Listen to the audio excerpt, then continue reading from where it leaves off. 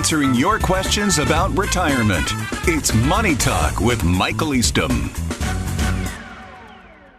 I'll be 72 in January, and I have most of my IRA invested in real estate. I know that I will have an RMD, but I'm not sure how much it will be or how I can get it. I keep very little cash in there. The total value of the real estate IRA is $1.2 million.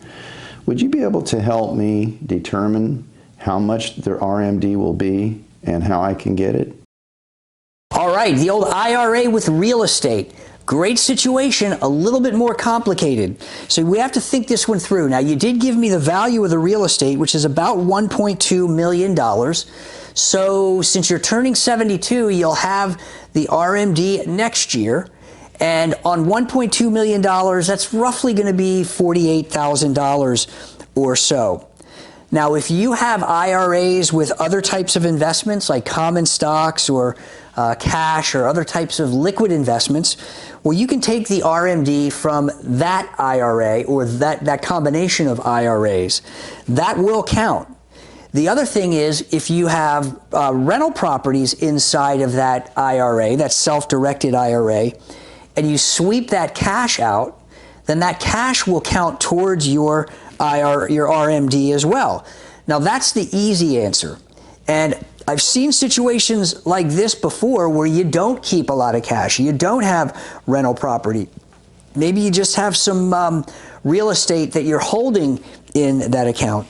The problem is if you don't have cash flow, well, you're still going to have to do a partial distribution each year to accommodate that required minimum distribution. And it's much more complex, but you don't want to mess it up because remember, the penalty for missing your RMD or messing it up is 50%.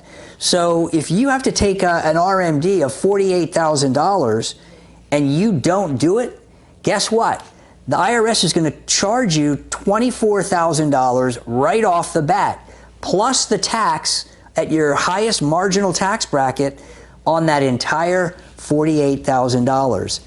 To do the calculation and just do a partial distribution, if it's non-cash, is going to be a good amount of paperwork, and it's going to cost you some additional money.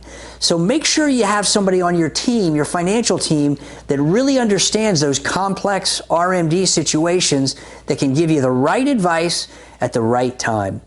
Thanks so much. If you've got a financial question you'd like to have answered, click on the link below to submit your question. You may hear your answer on an upcoming edition of Money Talk.